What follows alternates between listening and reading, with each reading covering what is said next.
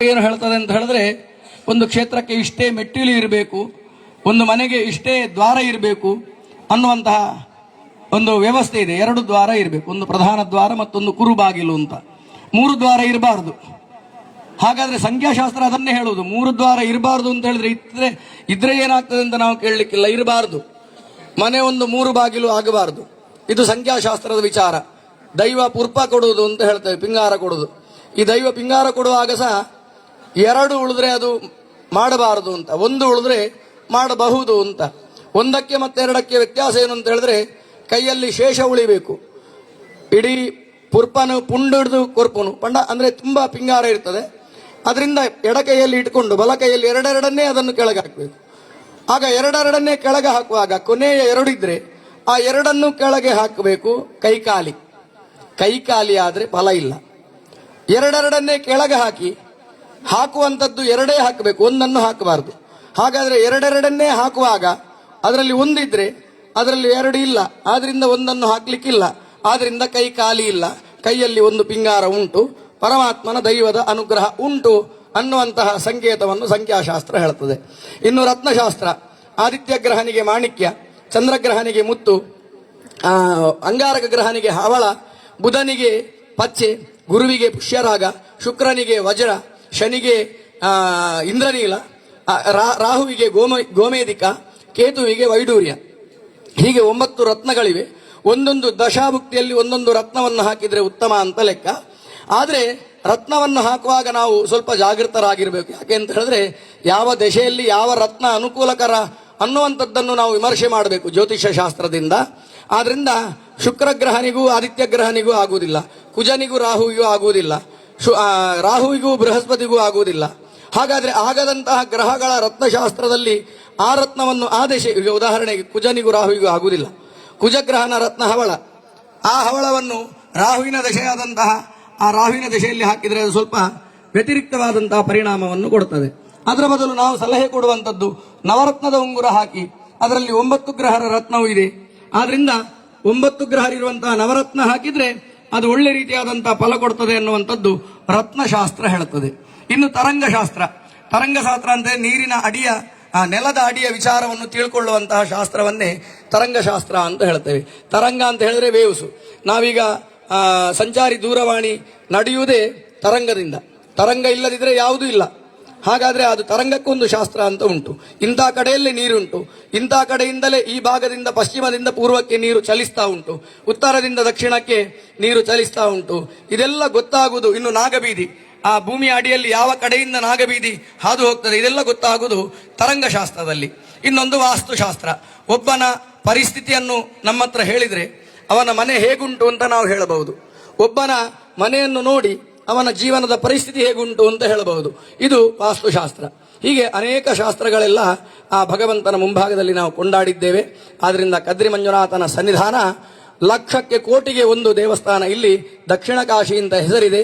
ಮಂಜುನಾಥ, ಪಾರ್ವತಿ, ಅಯ್ಯಪ್ಪ, ಗಣಪತಿ ಎಲ್ಲ ರೀತಿಯಾದಂತಹ ಸನ್ನಿಧಾನಗಳು ಈ ಸಕುಟುಂಬಿಕರಾಗಿ ಮಂಜುನಾಥ ಇಲ್ಲಿ ಇದ್ದಾನೆ ಅನ್ನುವಂಥದ್ದು ಅತ್ಯಂತ ಶ್ರೇಷ್ಠವಾದಂತಹ ವಿಷಯ. ಸ್ಥಳ ಪುರಾಣ ಅಂತ ಹೇಳಿ ಬೇರೆ ಪುರಾಣ ಇದೆ. ಅಂದ್ರೆ ಎಲ್ಲ ದೇವಸ್ಥಾನಕ್ಕೂ ಒಂದೊಂದು ಪುರಾಣ ಇದೆ.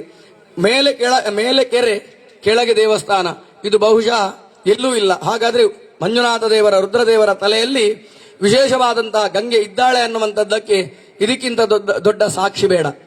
ಇಂತಹ ಸಾಕ್ಷಿಯಲ್ಲಿ ನಿರಂತರವಾಗಿ ಹರಿಯುವವಳು ಗಂಗೆ, ಭಾಗೀರಥಿ. ಅದು ಗೋಮುಖ ಗಣಪತಿಯ ಕೆಳಭಾಗದಿಂದ ಬರುವುದರಿಂದ ಅದಕ್ಕೆ ಗೋಮುಖ ಗಣಪತಿಯ ಕಾಶಿ ಭಾಗೀರಥಿ ತೀರ್ಥ ಅಂತ ನಾವು ಕರಿತೇವೆ. ಆದ್ರಿಂದ ನಿಜವಾಗಿ ಇದು ಯಾಕೆ ಆಗಿರಬಹುದು? ಮೇಲೆ ನೀರು, ಕೆಳಗೆ ದೇವಸ್ಥಾನ, ಈ ಪ್ರಕೃತಿಯಲ್ಲಿ ಕದ್ರಿಯ ಮಂಜುನಾಥನ ಒಡಲಲ್ಲಿ ಇದು ಯಾಕೆ ಆಗಿರಬಹುದು ಅಂತ ನಾವೊಂದು ಪ್ರಶ್ನೆ ಮಾಡಿದ್ರೆ ಒಂದು ನಮಗೆ ತಿಳಿತದೆ. ಶಿವನ ತಲೆಯಲ್ಲಿ ಗಂಗೆ ಇದ್ದಾಳೆ. ಹಾಗಾದ್ರೆ ಇದು ಪಾರಮಾರ್ಥಿಕವಾದಂತಹ ಗಂಗೆ, ಲೌಕಿಕವಾದಂತಹ ಗಂಗೆ ಶಿವನ ತಲೆಗೆ ಬೀಳಬೇಡವಾ? ಹಾಗಾದ್ರೆ ನಾವು ಒಂದು ಇಂಚಗೆ ಅಂತ ಕೇಳಿದ್ದೆವು. ಏನು? ಗೋಮುಖದಿಂದ ನೇರವಾಗಿ ಮಂಜುನಾಥ ದೇವರ ಲಿಂಗಕ್ಕೆ ನೀರು ಬೀಳುವಂತೆ ಮಾಡಿ ಸ್ವಾಮಿಗೆ ನಿರಂತರವಾದಂತಹ ಅಭಿಷೇಕ ಆಗುವಂಥದ್ದನ್ನು, ಇದನ್ನು ಅಂಚಗೆ ಅಂತ ಕೇಳಿದ್ದೇವೆ. ಆದರೆ 2006ಕ್ಕೆ ಬ್ರಹ್ಮಕಲಶ ಆಯಿತು. ವಿಜಯ ಶೆಟ್ಟರ ಒಂದು ನೇತೃತ್ವದಲ್ಲಿ ಆದ್ರಿಂದ ಆ 2006ರ ಬ್ರಹ್ಮಕಲಶಕ್ಕೆ ನಮ್ಮ ಗುರುಗಳಾದಂತಹ ದೇರೆಬೈಲಿನ ಶ್ರೀ ವಿಠಲದಾಸ್ ತಂತ್ರಿವರೆಣ್ಯರಿಗೆ ಪರಮಾತ್ಮ ಒಂದು ಪ್ರೇರಣೆ ಮಾಡಿದ. ಇದನ್ನೊಂದು ನಾವು ಮಾಡಿದರೆ ಹೇಗೆ ಅಂತ. ಹಾಗಾದ್ರೆ ಅದನ್ನು ಸಾಕಾರಗೊಳಿಸಿದ ಕೀರ್ತಿ ಯಾರಿಗೆ ಅಂತ ಹೇಳಿದ್ರೆ ನಮ್ಮೆಲ್ಲರ ಗುರುಗಳಾದಂತಹ ದೇರೆಬೈಲಿನ ವಿಠಲದಾಸ್ ತಂತ್ರಿವರೆಣ್ಯರಿಗೆ ಆ ಕೀರ್ತಿ ಸಲ್ಲಲೇಬೇಕು. ಯಾಕೆ ಅಂತ ಹೇಳಿದ್ರೆ ಆ ಒಂದು ಅದಕ್ಕೆ ಮಾಪನ ಎಷ್ಟು ಹೈಟ್ ಬೇಕು.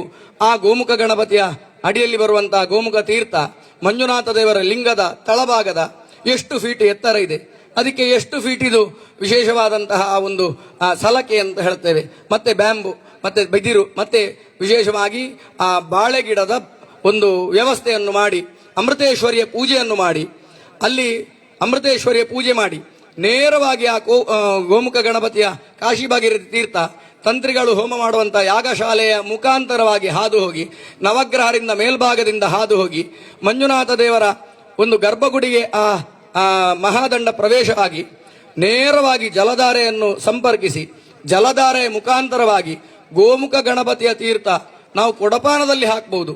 ನೇರವಾಗಿ ಒಂದು ಭಗವಂತನ ತಲೆಗೆ ನೀರು ಬೀಳುವಂತಹ ಪ್ರಕ್ರಿಯೆ ಏನಾದರೂ ಮಾಡಿದರೆ ಅದು ಮಂಜುನಾಥನೇ ಮಾಡಿಸಿದ್ದು ವಿಠಲದಾಸ್ ತಂತ್ರಿವರೆಣ್ಯರ ಪರಿಕಲ್ಪನೆ. ಅದು ಅವರ ಪರಿಕಲ್ಪನೆಗೆ ಭಗವಂತ ಜಯ ಕೊಟ್ಟಿದ್ದಾನೆ. 2 ಸಲ ನಾವು ಅದನ್ನು ಕಣ್ತುಂಬಿಕೊಳ್ಳುವಂತ ಅವಕಾಶ ನಿಮಗೆ ನಮಗೆಲ್ಲರಿಗೂ ಪರಮಾತ್ಮ ಒದಗಿಸಿಕೊಟ್ಟಿದ್ದಾನೆ. 2006 ಮತ್ತೆ 2019. ಇನ್ನೊಂದು ಎಂಚಭಟ್ರೆ ಅಂತ ಕೇಳಿದ್ರೆ ನೀವು ಇನ್ನೊಂದು ಬ್ರಹ್ಮಕಲಶದವರೆಗೆ ನೀವು ಕಾಯಬೇಕು. ನೀವೆಲ್ಲ ಇನ್ನೊಂದು ಬ್ರಹ್ಮಕಲಶಕ್ಕೆ ಬನ್ನಿ, ಪ್ರತ್ಯಕ್ಷವಾಗಿ ನೋಡಬಹುದು. ಆದ್ರಿಂದ ಇಂತೆಲ್ಲ ಅಪರೂಪದ ಸಂಗತಿ ಇರುವುದು ಮಂಜುನಾಥನ ಸನ್ನಿಧಾನದಲ್ಲಿ. ಆ ಪಟ್ಟಾಭಿಷೇಕ ಮಹಾರಾಜರಿಗೆ ಪಟ್ಟಾಭಿಷೇಕ ಆಗುವುದು ಮರಳುಜುಮಾದಿಯ ಮಣೆಮಂಚವಲ್ಲಿ ಅರಸರನ್ನು ತಂತ್ರಿಗಳು ಕೂತ್ಕೊಳ್ಳಿಸ್ತಾರೆ. ಪಟ್ಟದ ಕತ್ತಿಯನ್ನು ತಂತ್ರಿಗಳು ಅರಸರ ಕೈಯಲ್ಲಿ ಕೊಡ್ತಾರೆ. ಈ ಒಂದು ಸಂಪ್ರದಾಯ ಎಲ್ಲೂ ಇಲ್ಲ. ನಾವೊಂದು ರಥವನ್ನು ಕೂಡ ಕಾಲಲ್ಲಿ ಟಚ್ ಆದರೆ ಅದಕ್ಕೆ ನಮಸ್ಕಾರ ಮಾಡ್ತೇವೆ. ಹಾಗಾದ್ರೆ ಅರಸರು ಆ ಮರಳುಜುಮಾದಿಯ ಮಣೆಮಂಚದಲ್ಲಿ ತಂತ್ರಿಗಳು ಅವರನ್ನು ಕೂತ್ಕೊಳ್ಳಿಸುವುದು ಅಂತ ಹೇಳಿದ್ರೆ ಇದೊಂದು ಎಷ್ಟು ದೊಡ್ಡ ಒಂದು ಸಂಪ್ರದಾಯ ನೋಡಿ. ಹಾಗಾದ್ರೆ ಇಂಥದ್ದೆಲ್ಲ ಇರುವಂತದ್ದು ಕದ್ರಿಯಲ್ಲಿ. ಅಷ್ಟು ದೊಡ್ಡ ಧ್ವಜಸ್ತಂಭ, ಅಷ್ಟು ದೊಡ್ಡ ಧ್ವಜ, ಅಷ್ಟು ದೊಡ್ಡ ಕಂಚುದೀಪ ಸ್ತಂಭ, ಇದೆಲ್ಲ ನಮಗೆ ನೋಡ್ಲಿಕ್ಕೆ ಭಾಗ್ಯ ಬೇಕು. ಆದ್ರಿಂದ ಎಲ್ಲ ಭಾಗ್ಯವನ್ನು ಪರಮಾತ್ಮ ನಮಗೆ ಕೊಟ್ಟಿದ್ದಾನೆ. ಆದ್ರಿಂದ ವಿಶೇಷವಾಗಿ ಅಕ್ಷರ ಅನ್ನುವಂತಹ ಕೀರ್ತಿ ಉಳ್ಳಂತಹ ಪರಮಾತ್ಮನ ಸನ್ನಿಧಾನದಲ್ಲಿ ತಂತ್ರಿಗಳು ಒಂದು ಅವರ ಒಂದು ಪುಟ್ಟ ಒಂದು ಅಜ್ಞಾನಿ ಮಗುವಿಗೆ ಒಂದು ಅವಕಾಶ ಕೊಟ್ಟಿದ್ದಾರೆ.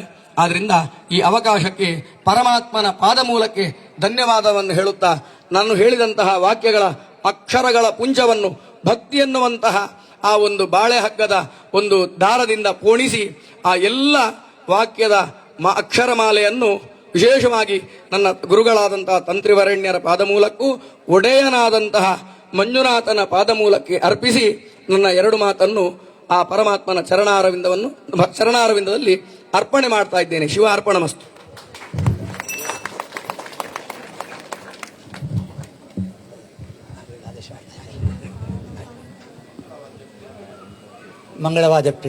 ಮಂಗಳವಾದ್ಯ ಸಮ